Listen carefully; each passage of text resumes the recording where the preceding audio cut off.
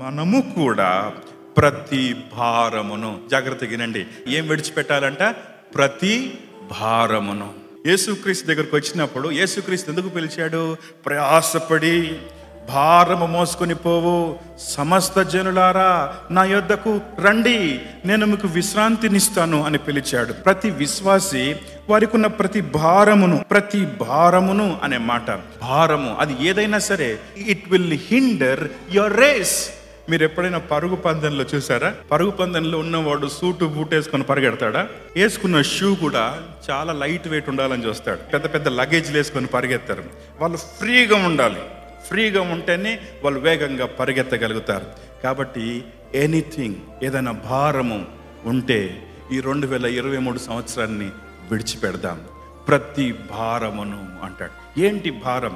ఈరోజు పాపము బరువును కలుగజేస్తుంది. ఎనీథింగ్ దట్ ఈస్ హిండరింగ్, నువ్వు ముందుకు వెళ్ళకుండా అడ్డుకోవడానికి ఏ బరువైనా ఉంటే అది విడిచిపెడదాం. దేవుని పిల్లలమైన మనము ముందుకు సాగాలంటే కొన్ని విడిచిపెట్టవలసినవి విడిచిపెట్టాలి. చాలాసార్లు కొన్ని మనకి చాలా ఇష్టంగా ఉంటాయి, కొన్ని ఫేవరెట్ ఉంటాయి కదా, మనకి చాలా ప్రియమైనవి.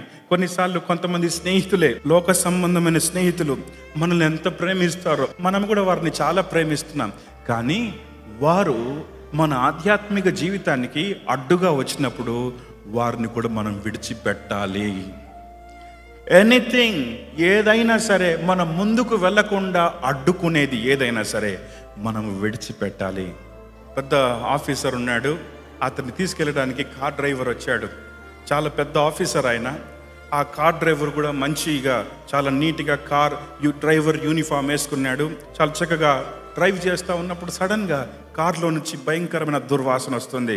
బాబు, ఏంటి కార్ భయంకరమైన వాసన వస్తుంది, ఏంటి కారు కడిగావా అంటే, సార్ కడిగాను సార్. పర్ఫ్యూమ్ వేసావా? వేసాను సార్. మరి ఎందుకు వాసన వస్తుంది, బాగా భయంకరమైన వాసన వస్తుంది? బాబు, స్నానం చేసావా నువ్వు?